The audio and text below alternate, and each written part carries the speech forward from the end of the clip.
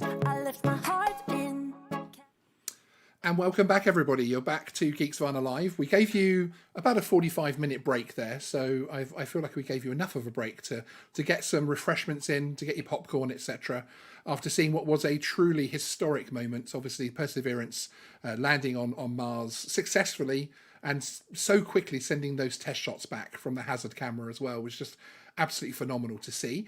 And of course, that means the first drone helicopter is also on Mars. And we're back now for a chat with Dr. Pascal Lee, who's up here. Hi, Pascal. Hi, hi, hi, Sean. Hi, Stephen. Good to see you all again. It looks like you're in orbit there at the moment. So you decided not to follow the rover down to the surface. Yeah, so I'm in the a space station around Mars, supposedly here, Excellent. and I'm not sure I can get rid of this phone call in my background. Don't worry, it'll stop at And some point. okay, and in any case, I would have been in a very good position here to see the Yes.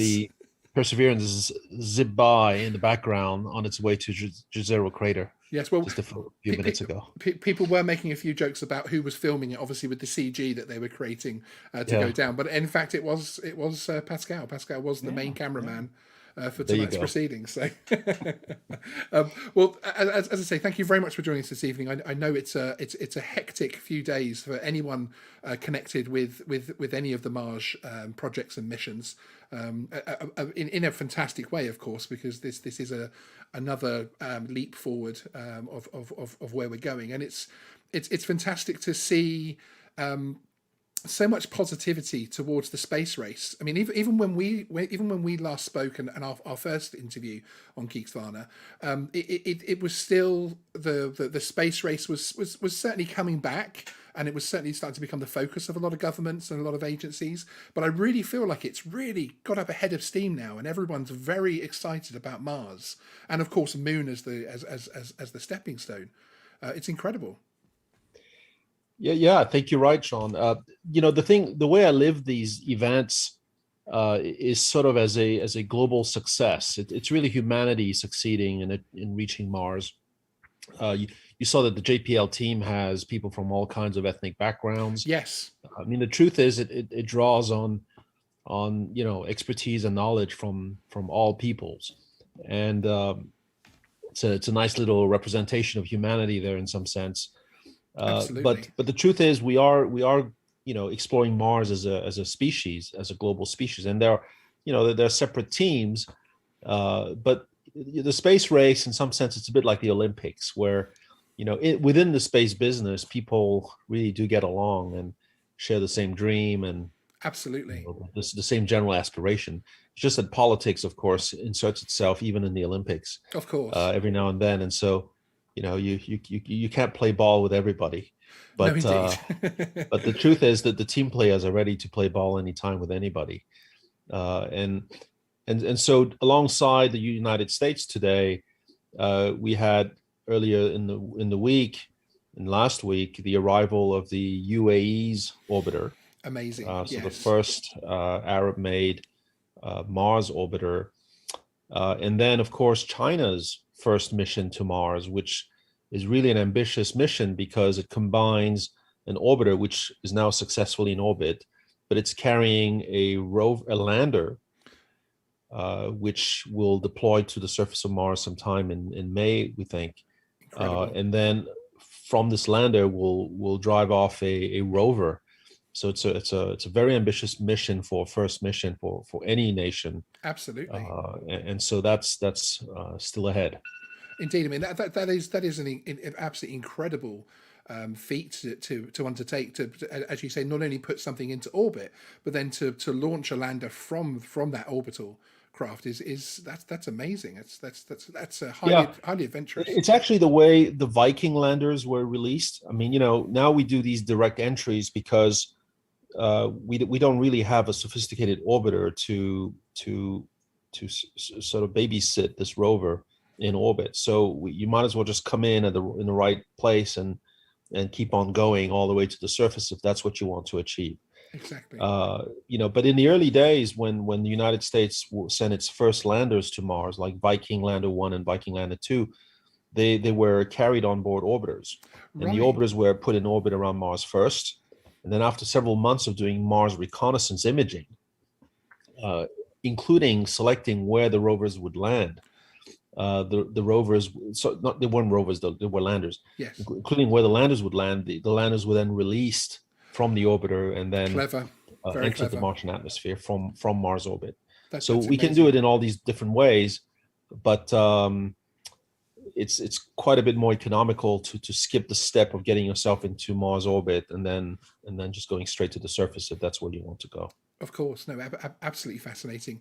And for anybody who doesn't know, who didn't see the last, I'll put links in the description to the interview that we had and the live stream when Pascal last visited Geeksvana, and actually some of the work that Pascal does up on the high Arctic, which is on the Haughton Mars project. It's a fascinating watch because it does include some of the most fascinating things I've seen. Actually, I mean, first of all, look at this landscape as they call it Mars on Earth, which is That's how is just a base amazing. in the Arctic. Yeah. And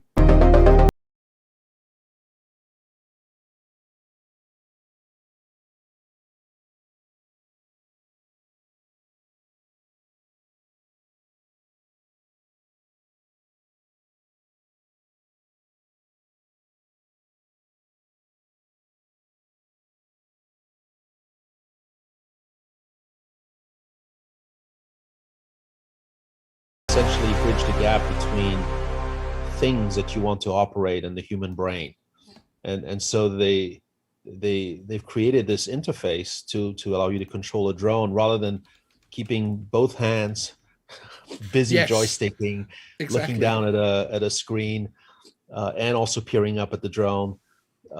You have this very intuitive interface whereby it's just you're wearing this glove that has motion sensors on it, and depending on the position of your fingers, your hand, and your hand motions, you essentially fly your drone by hand waving. And Indeed, so that's sort of what you want to do. which is So we think amazing. that this is a breakthrough from a space exploration standpoint, because when you are ensconced in a spacesuit, you are obviously you're like in a pressurized bladder, Mm, literally, and so your suit is actually quite rigid. It takes an effort to bend your arm, to move your fingers, and so joysticking anything to operate a robot would be a real showstopper. Whereas here, by just moving your hand in a very subtle and gentle way, you can just operate your drone, and by extension any other robot on the surface of Mars. And in fact, we're looking at the moon in the near term to implement this. of course. So it's quite a wonderful invention, really. And in fact, the video is prefaced with this quote by Arthur C. Clarke, the author of Yes. sci-fi books, but I guess the mind behind 2001: A Space Odyssey. And his quote is, any sufficiently advanced technology is indistinguishable from magic. And so we use this quote quite often, but this is, to me, the perfect application of that quote. Absolutely. Yeah, but it's fascinating me as well the journey that I'm taking as far as Mars is concerned and drones and everything else like that, from the point of view that we're seeing things work from both ends. We've now got a proof of concept on the surface of Mars, and then of course there's the work of Haughton Mars project here on Earth, working on when manned missions go up there, how they're going to control them, how they're going to interact, etc., and take some of the workload off them as well as far as carrying. It just absolutely fascinates me, and I think it's a very exciting time, and I think the next few years are going to be very exciting to watch. Yes, absolutely.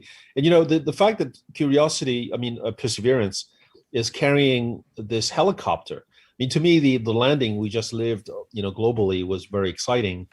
But in some sense, it's déjà vu. Yes. Whereas what's going to happen next is really novel. The rover is carrying on its belly a little helicopter, and it will be the first aircraft aerodynamic aircraft, if you will, to fly on another world. Which is amazing. When it is flight tested for the first time in a few weeks. I think that is, I think that's one of the things that, you've just said, that, there's going to be a flying aircraft on another planet. Yeah. I think that really just says it all. And we are really waiting for that. We're really waiting for that to be, to be dropped from the belly and then to start up. Hopefully, I mean, will we see it fly, or will we only just see the images that it sends? I mean, will we see it from the rover? Will we see it take off? Yes, the rover will film it taking off, because the way it's going to happen is that the rover will just lower it to the ground beneath it, and then the rover will drive away from it to reveal the open sky for the helicopter. In fact, I have so the helicopter won't move, and then the rover backs away from it, and then eventually the helicopter will take off, and it will take baby steps. I think the altitude of the first flight is maybe 5 meters or so. It will stay very locally, and each flight can last no longer than about 90 seconds anyway, because of the limited electrical power that's on board. So it's carrying batteries, but they can only work for so long in the Martian cold. So there are solar panels on the helicopter to recharge the batteries, but each flight is about 90 seconds. So in a minute and a half, you can only go so far and do so much. But the rover will certainly film, in fact, image, I should say, the helicopter doing its thing, including hovering, and then the helicopter, of course, itself will film the rover from the sky, which will be spectacular. Indeed.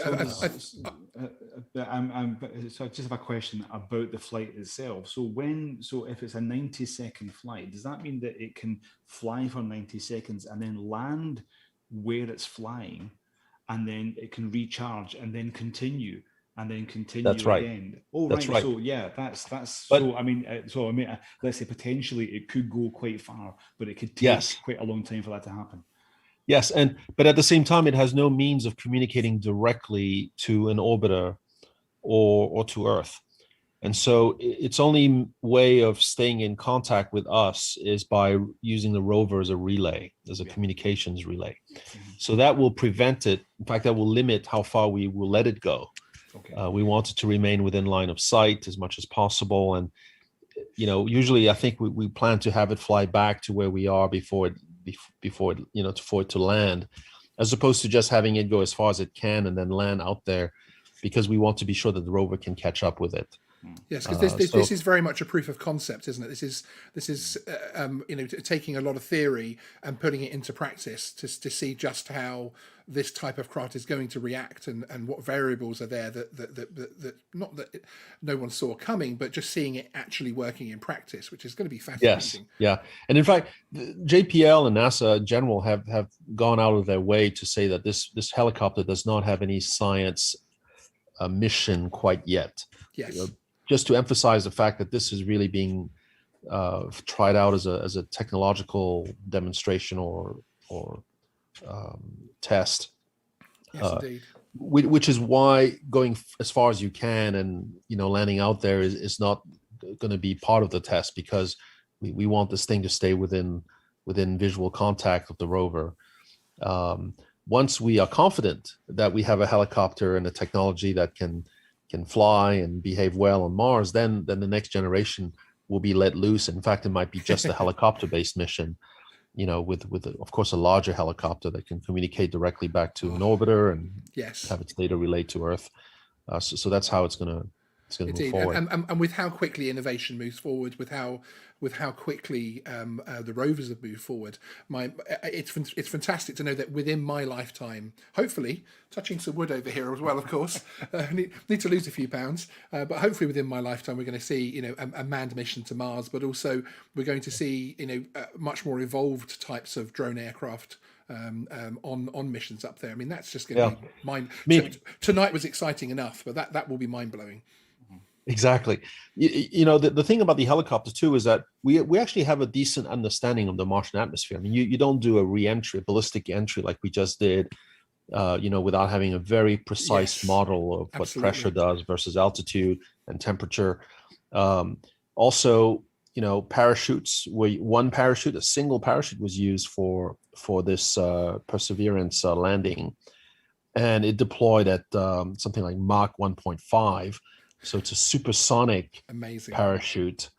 That's also relatively new technology. I mean, imagine flying on the Concorde and then pulling a parachute out. It's really stunning. That's what we're talking about. Supersonic parachute. Yeah, exactly. Supersonic parachute. So it slows you down from Mach 1.5 to sub-Mach speeds, and then you continue on with retro rockets. So anyway, I have a few slides. Maybe I should just run through them. Please, thank you. Before we run out of time. Here are my slides. Let me just resize the screen. Do you see them? Yeah, I'm just going to resize the screen very quickly. Bear with me just 1 second. Okay, go for it. Yeah, so this is just, the landing site. You have the scale bar at the bottom left. Excellent. So the landing area. So the Jezero crater is this wide arc of, it's this impact crater, but you only see a part of it here in this image. It's that wide arc that you see, running off to the left of this ellipse that's drawn. Indeed. This wide arc of hills that's marking essentially the western rim of this old crater, and the target really is this finger-shaped deposit with a crater on it, which is understood to be a delta, an ancient delta deposit, and you can actually see a river that's coming in from the west. Amazing. And depositing these sediments. So the idea is that this larger crater that we're landing in, Jezero crater, was once occupied by a body of water. I personally think it was probably iced over. This was early Mars, and in my view, a cold glacial environment. But in any case, it's a body of liquid water. And that is what makes this place so attractive, because this lander is going to then look at these rocks, which we think are going to be layered, because they're sedimentary rocks that were deposited at the bottom of some lake, and we'll see what Perseverance finds. Perseverance will find. Amazing. So it just landed somewhere out there on the flats. Thankfully, it escaped the cliffs that you can see within this landing ellipse zone. So it's somewhere in the middle there of the ellipse. And so here's this very sophisticated rover. It has better wheels than the past one that got really chewed up by the rocks. And what you don't see, of course, is what's on the belly of the rover, and that's shown to you on the right in the Mars helicopter. So the Mars helicopter has a solar panel at the very top, and even above that a little radio antenna that you can see sticking out. Indeed. And then it's a twin rotor system. They're counter rotating, so the rotors spin in different directions. That allows you to counter the torque created by each rotor. Of course, yes. So the whole thing, it's the most economical way, the most in terms of mass savings. Yes. To compensate for torque on a rotorcraft, and then the whole thing weighs about 1 kilo. I mean 1.8 kilos, so almost 2 kilos. So efficient, isn't it? It's which is really incredible. quite a feat. Absolutely incredible. Yeah. So the rover itself has, of course, a bunch of instruments, but I just want to point out something that's not very well known. You can see that at the end of the arm there's an ultraviolet spectrometer, but it carries a camera called Watson. And Watson will, of course, examine the Martian rocks in detail, by being positioned by this arm against the rocks. Yes. But it will every now and then also keep an eye on what's mounted on that little bumper in the front of the rover, on that little white thing I see jutting that. out. Yeah. And that is shown here. That is a little pallet of spacesuit fabrics. Oh, amazing. Which NASA is going to be assessing the sort of robustness of, the durability of. So when you have a spacesuit, you have polycarbonate for the visor, for example. So there's a little Indeed. polycarbonate target that's going to be exposed to the Martian UV and the dust. You have Vectran fabric, orthofabric, Teflon coated materials. Anyway, these are all components of typical spacecraft material. I mean, spacesuit materials. Yes, it's a And so great this is, to me, idea. a very deliberate step towards planning future human missions to Mars. Absolutely. I mean, that almost gave me a little shiver, frankly. I mean, that's real practical science that is, as you say, Yeah. that is moving manned missions forward, frankly, and it's real practical science that's going to have an impact. Amazing. Of course, this stuff is going to be exposed to UV, to space radiation in general, galactic cosmic rays, ionizing space radiations, solar, energetic particles. So it's quite. So, but anyway, here's the helicopter. That's my favorite part of the mission. And I just want to stress, by the way, I have actually no direct involvement in this mission at all. I'm just a very, just a fan. Indeed. I'm just a fan. But of course, we've worked over the years in the Arctic on testing different aspects of the technologies that are incorporated into this, Yes. including a paper we wrote a few years ago on Mars helicopters. But that was really conceptual, and this is the real thing. So you can see that everything is down to bare bones minimums. Even the landing gear is just little, incredible balls to spread the weight. And here, so the rover is backed away, and the helicopter now takes flight. And what you have to realize, of course, is that the Martian atmosphere is very, very thin. It's a very low density atmosphere. It's a bit like a surface that would be, at stratospheric altitudes on Earth. Yes. Just to give you a sense, if you take 1 meter cube of the Earth's atmosphere at sea level, it weighs about 1.2 kilos of just gas. 1 meter cube of Martian air weighs 15 grams. Okay, so it's about 80 to 90 times less dense, depending on the time of day. Yes. Than the Earth's atmosphere, which means that in order to generate lift, you have to really whip the air into. You have to beat it into submission, but you have to really whip it at huge speeds. And so the RPMs of each one of these rotors is 2,800 rounds per minute. Okay, which is anywhere from 4 to 9 times faster than typical helicopter or drone rotors on Earth. Yes, absolutely. Okay. So keep your fingers clear from that.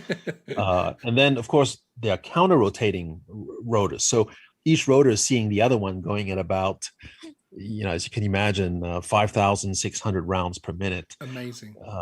Okay. But anyway, that's what it takes to generate lift. So yes, indeed. By speeding up the rotors, in fact, lift is proportional to the square of your airspeed.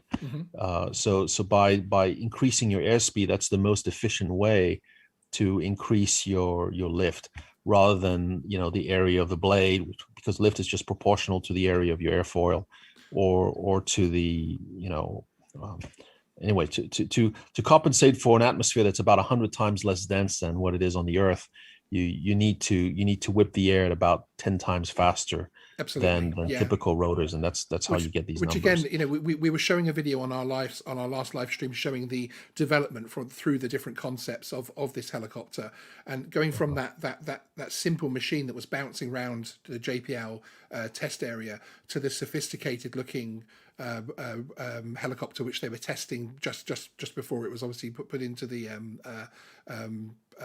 rover was amazing. It just the stability of those twin rotors spinning at such high speed and hovering, just absolutely amazing. And I just the way that engineers get round problems and refine things is amazing. And I know it has to be precise because of course it's going to Mars and we can't just pull over and have someone pop out with a spanner and fix it. But it still blows me away that the accuracy that they have to work to is just so finite. It's amazing. Yeah, exactly. I'm amazed too, Sean. I really am. And it took a lot of work to put this thing together, and it's all about optimizing mass and power and torque and just temperature as well. The whole thing has to be thermally controlled and solvent. Exactly. In the Martian environment, it's not easy. Yes. So just to leap ahead, Ooh. I pride myself for having been a co-author on one of these on an early Mars helicopter paper that you might consider being part of the root of some of these technologies. But yes, one of the things that paper did was actually propose a concept for a human rated helicopter in the future. wow. And again, you see the concept here. The most efficient way to generate lift is coaxial rotors, and then having just one is not enough. You really need a tandem coaxial rotor. Most cargo helicopters that are very efficient lift wise, yes, have at least 2 rotor masts. absolutely. A tandem helicopter. You could imagine having sort of like a drone configuration with a quadru copter type of, yes, but then it gets really unwieldy and exactly, and harder to design. yeah. So anyway, we figured this could be a basic minimum thing that could lift up to about 150 kilos to 200 Amazing. kilos at a time. And so you could conceivably have 2 astronauts in a suit plus a very lightweight electric rover that would just plug in, and with the rover you would control your helicopter. It's phenomenal. So it's a removable cockpit, if you will. Yes, absolutely. Which is going to let you get then around. you can a lot fly the whole quicker. thing as a drone as well, of course, by course. yourself staying on the ground and just using maybe the glove. Yes, exactly. That would be a sight. to move cargo around. Of course, it's going to kick up a lot of dust, but you Yes. might have a landing pad for that, at least where you're starting off.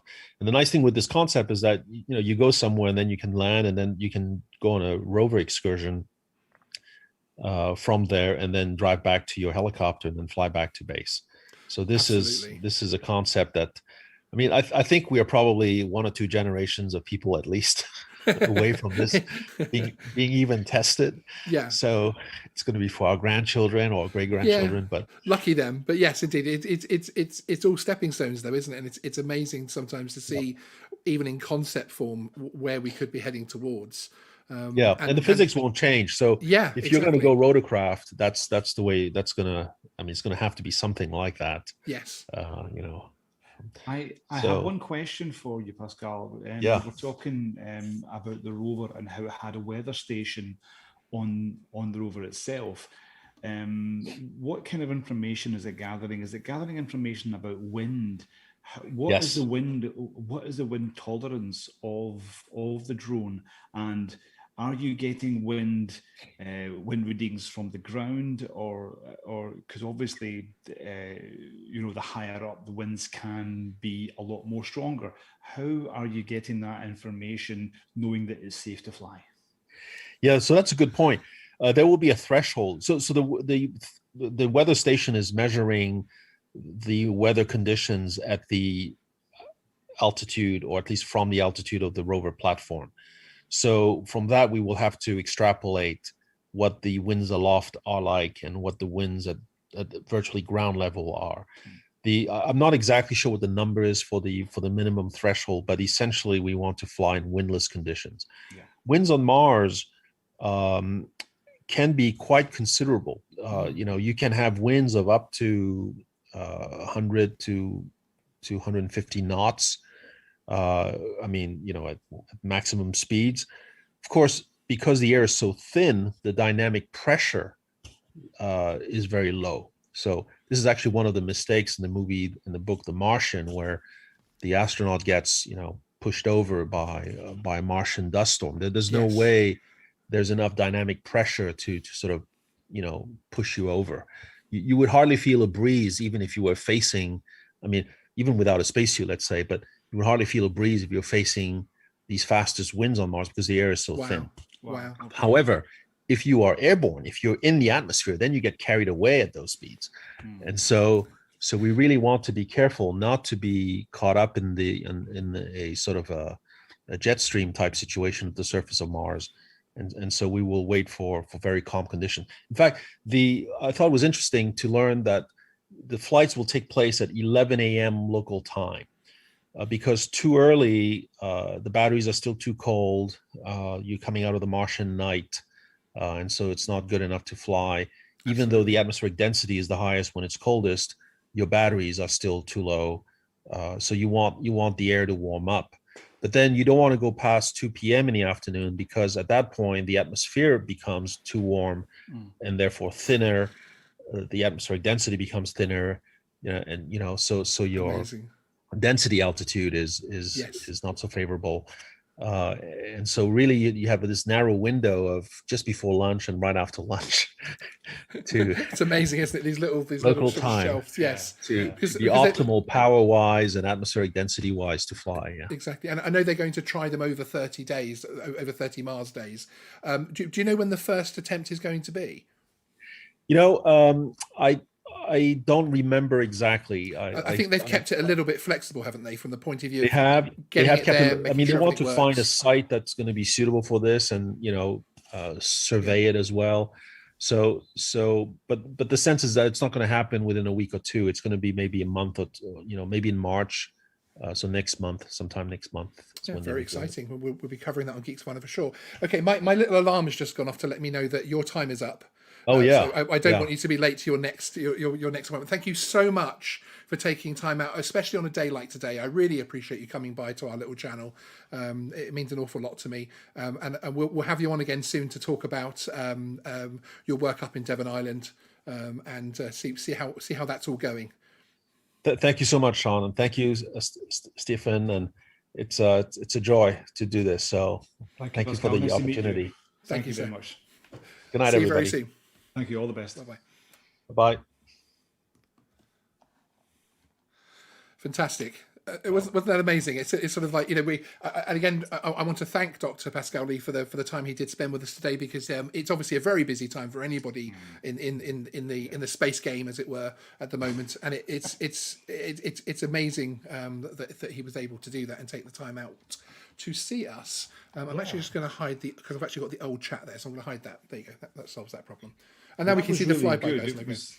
Yes, and Pascal is also a phenomenal artist, and the picture there of the dual quads is actually his. Was actually one of his, and there is you are actually able to buy his art as well. I've put links in the description to all of Pascal's bits. Now, this is a man who is accomplished. Okay, so a co-founder and chairman of the Mars Institute. A senior planetary scientist at SETI, the SETI Institute, and director of the NASA Haughton Mars project. So, again, as I say, I really appreciate him coming along. Thank you very much, El Smegad, for the £2 super sticker. I appreciate that. And Johnny Bermudez, great to see you, sir.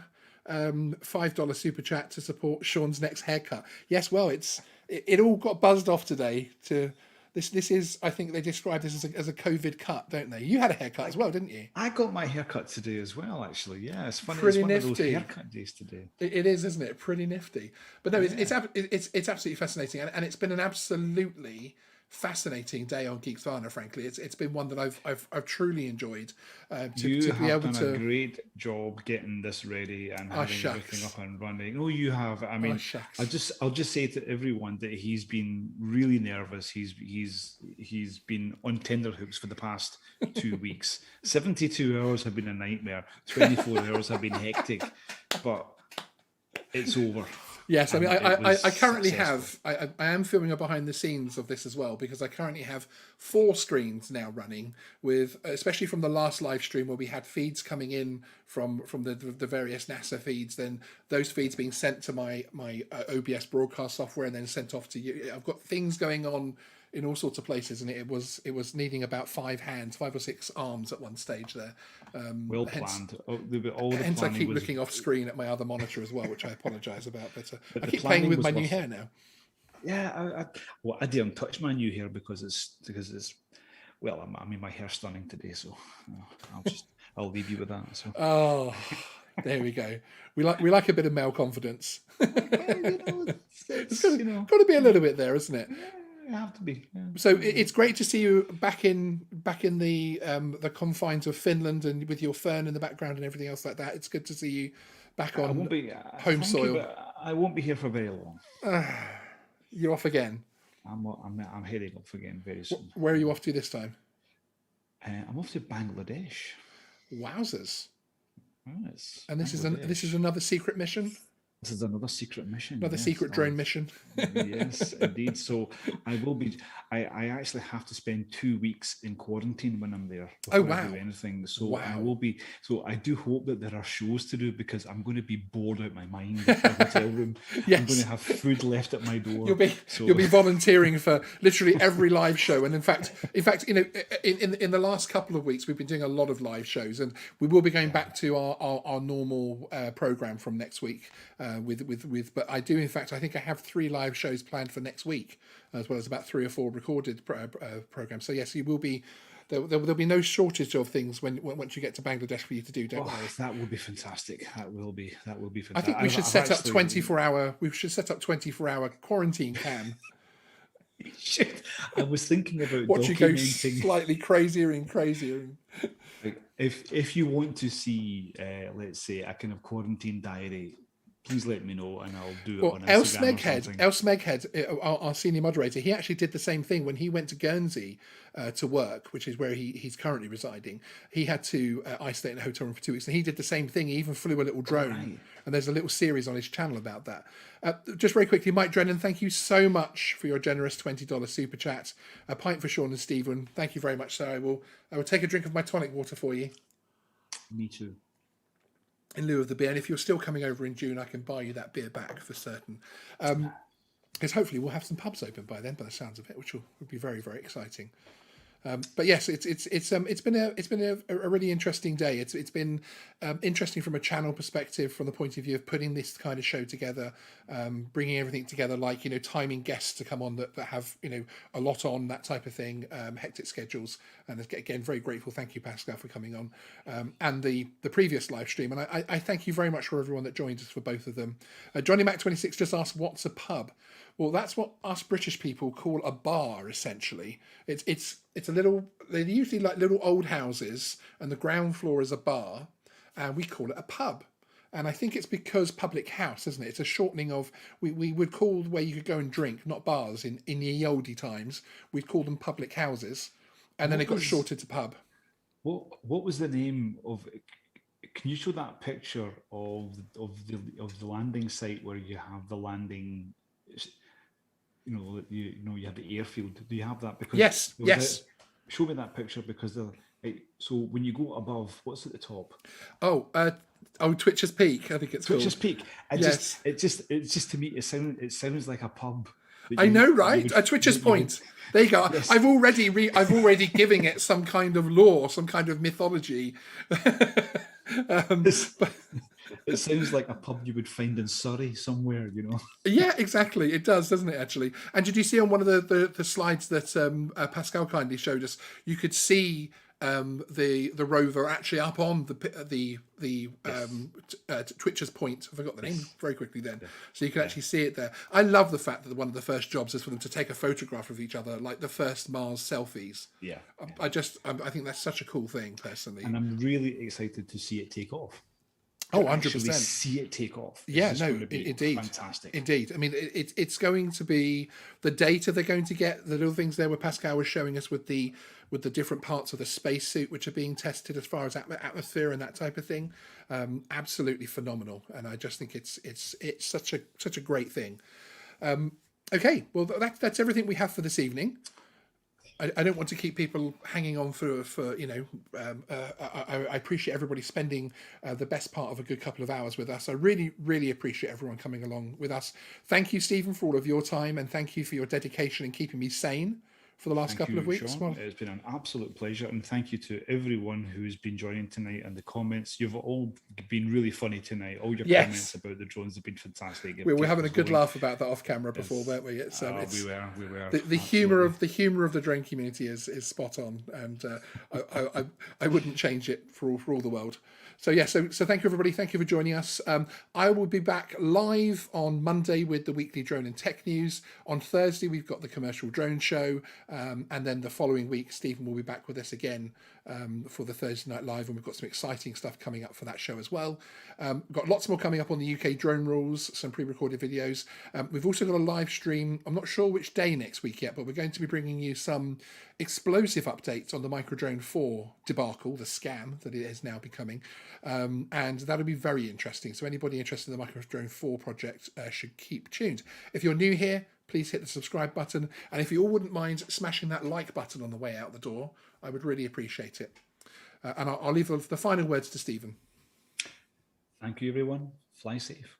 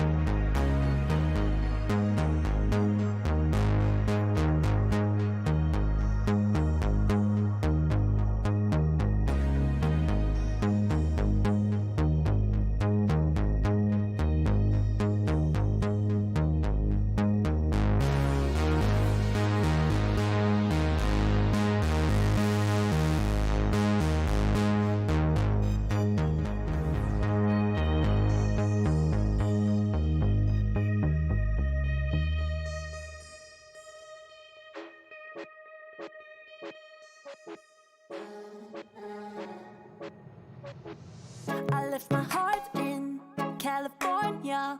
I let it go deep into the blue. I could be happy in California.